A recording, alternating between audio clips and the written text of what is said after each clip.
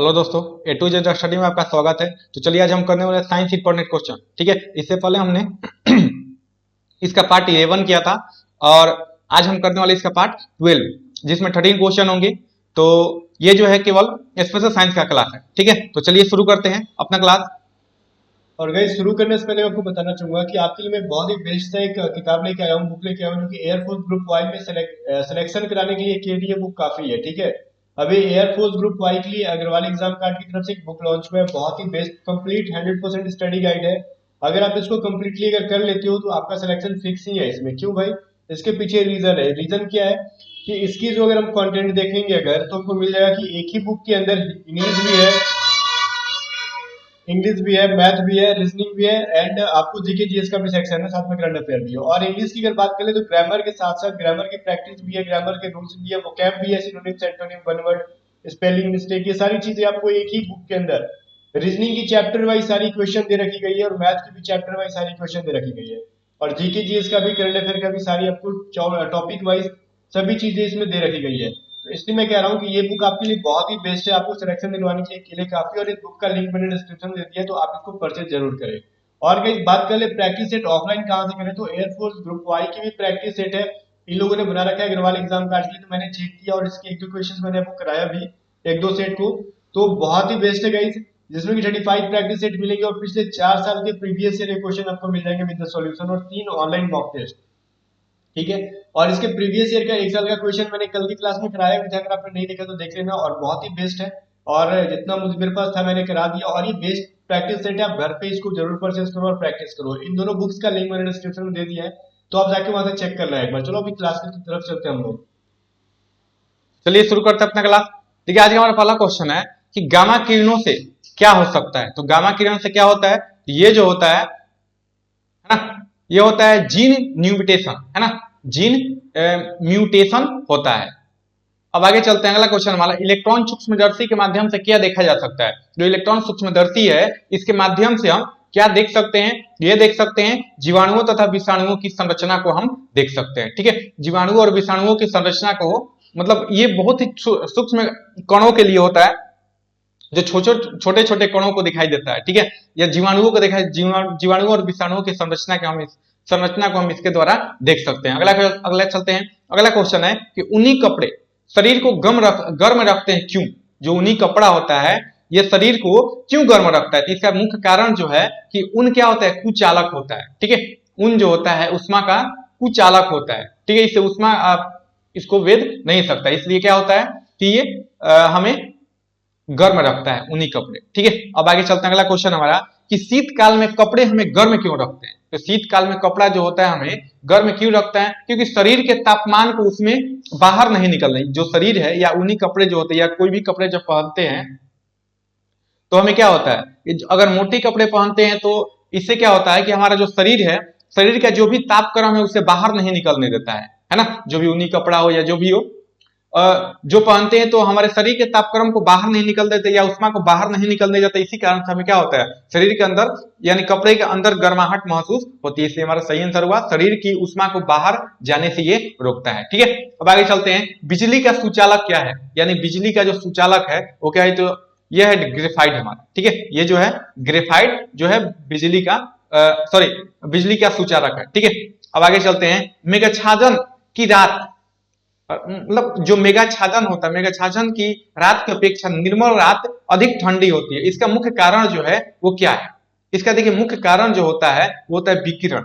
विकिरण के कारण कि मेघाच्छादन क्या होता है, मेघाच्छादन से हमें मेघाच्छादन की रात हमें अधिक ठंडी लगती है। ठीक है, अब आगे चलते हैं कि सूर्य का ताप पृथ्वी तक किस प्रक्रिया द्वारा पहुंचता है। जो सूर्य का ताप है पृथ्वी तक पहुंचने में कौन से माध्यम का उपयोग करता है, ये करता है विकिरण का। ठीक है, विकिरण का उपयोग करता है। अब आगे चलते हैं, वायुमंडल में प्राय गर्मी कहां से आती है। वायुमंडल में मुख्य रूप से जो गर्मी होता है ये कहां से आती है, ये होती है विकिरण के द्वारा। ठीक है, वायुमंडल में गर्माहट जो आती है वो आती है हमारा विकिरण के द्वारा उत्पन्न होती है। ठीक है, अब आगे चलते हैं, अगला क्वेश्चन है कि तड़ित चालक बनाने के लिए हम किस धातु का प्रयोग करेंगे, यानी तड़ित चालक बनाने के लिए हम किस धातु का प्रयोग करेंगे। तो ये करते हैं कॉपर का, और इसका आविष्कार किसने किया था, ये तड़ित चालक का बेंजामिन फ्रैंकलिन, है ना, बेंजामिन फ्रैंकलिन ने तड़ित चालक का उपयोग बनाया था। अब आगे चलते हैं।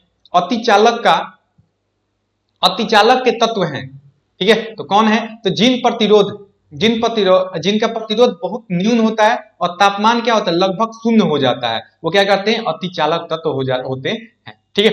अब थर्म किसकी यूनिट है, जो थर्म है ये उष्मा की यानी हीट की यूनिट है, उष्मा की इकाई है थर्म, ठीक है। अब आगे है कि तूफान की भविष्यवाणी की जाती है किसके, जब वायुमंडल का दाब क्या होता है, मतलब अचानक से कम हो जाए, सहसा कम हो जाएगा, तब क्या होगा, तूफान की भविष्यवाणी की जाती है। और धीरे धीरे जब उठता है हम क्या करते हैं, आसमान साफ होगा, और धीरे धीरे जब नीचे आता है तो हम समझते हैं कि हमारा क्या होगा, बारिश होने वाली है, ठीक है। तो चलते हैं आगे, अगला क्वेश्चन हमारा कि चावल पकना कहाँ कठिन होता है, यानी चावल जो पकाया जाता है वो सबसे ज्यादा कठिन, यानी इसको पकाना सबसे ज्यादा कठिन कहाँ होगा, ये होगा माउंट पर, यानी पर्वत के शिखर पर चावल पकाना बहुत ही कठिन होता है, क्योंकि वहां पे वायुमंडल नहीं होता है ना, वायुमंडल बहुत कम होते हैं और आग नहीं पकड़ता है, इस कारण चावल पकाना बहुत ही ज्यादा कठिन होता है, मतलब 100 डिग्री सेल्सियस से तापक्रम के अनुसार ये चलता है, ठीक है।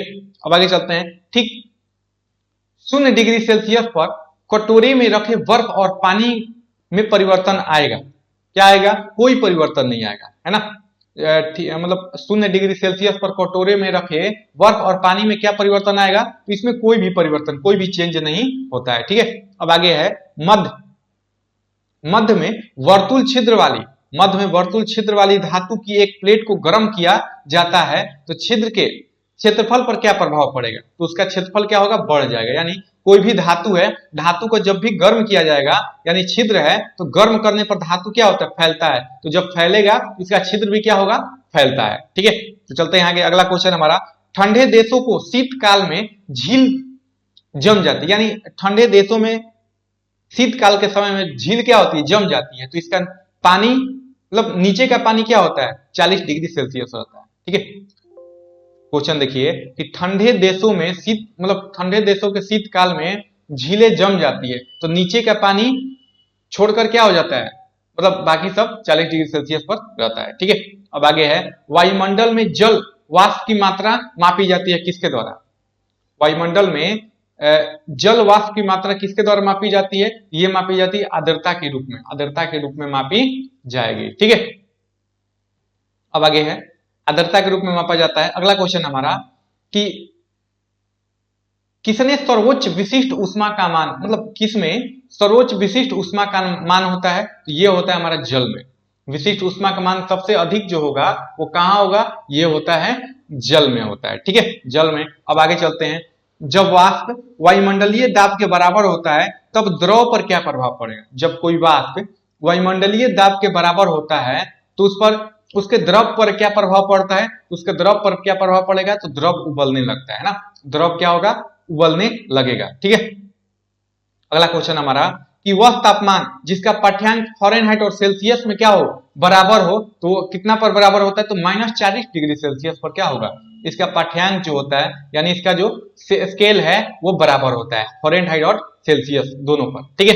अब आगे है कि कोई पिंड उष्मा का सबसे अधिक अवशोषण करता है, जब वह होता है क्या होता है, ये होता है काला, और काला रहेगा और खुदरा रहेगा तो ये अवशोषण करेगा अधिक, कोई भी वस्तु, ठीक है, कोई भी पिंड जब काला और खुदरा रहेगा तो उष्मा को ज्यादा से ज्यादा अवशोषित करेगा।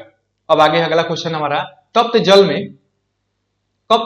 जल के थैलों में जल का प्रयोग किया जाता है, क्यों किया जाता है, तो इसकी विशिष्ट उष्मा क्या होती है, अधिक होती है। तप्त जल यानी जो गर्म जल होता है उसमें उसके थैले में जल का प्रयोग किया जाता है, क्यों, क्योंकि ये जो होता है विशिष्ट उष्मा इसकी अधिक होगी, इसी कारण, ठीक है। अगला क्वेश्चन हमारा कि थर्मोमीटर में आमतौर पर एक पारा का प्रयोग किया जाता है, क्यों किया जाता है, क्योंकि इसकी उच्च चालकता जो होती है अधिक उच्च होती है, इस कारण हम थर्मोमीटर का प्रयोग थर्मामीटर में पारा का प्रयोग करते हैं, इसके उच्च चालकता होने के कारण, ठीक है। अब आगे है कि जल कैलोरीमीट्रिक तक पदार्थ के रूप में उपयुक्त नहीं है, कौन, तो ये विशिष्ट उष्मा, इसमें उच्च विशिष्ट उष्मा होती है, इस कारण क्या ये उपयुक्त नहीं मानी जाती है, ठीक है। अब आगे है अगला क्वेश्चन हमारा कि जल का घनत्व 1 ग्राम प्रति सेल्सियस है तो यह बिल्कुल क्या है, -4 डिग्री सेल्सियस, ठीक है, -4 डिग्री सेल्सियस होता है। दूध को मथने से, है ना, दूध को मथने से क्रीम के अलग हो जाने का कारण क्या है ना, इसका कारण क्या है, अपकेंद्रण। अपकेंद्रीय बल के कारण क्या होता है, दूध को जब मथा जाता है यानी महा जाता है, इसका ये क्या होता है, इसका मतलब इस किस बल के कारण होता है, तो ये होता है अपकेंद्रीय बल के कारण, ठीक है।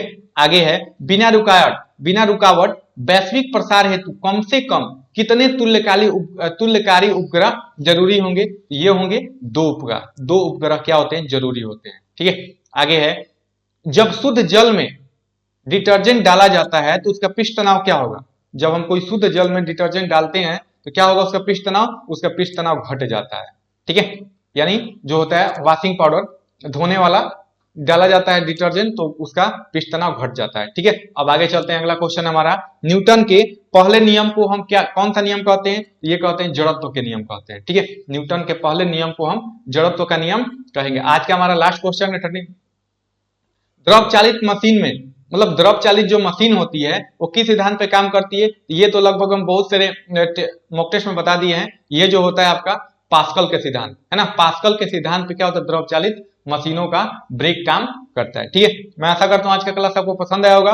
आज के लिए बस इतना ही। अगर आपको पसंद आए तो इसको लाइक और शेयर कीजिए, ठीक है। फिर आगे कल मिलते हैं 13 क्वेश्चन के साथ।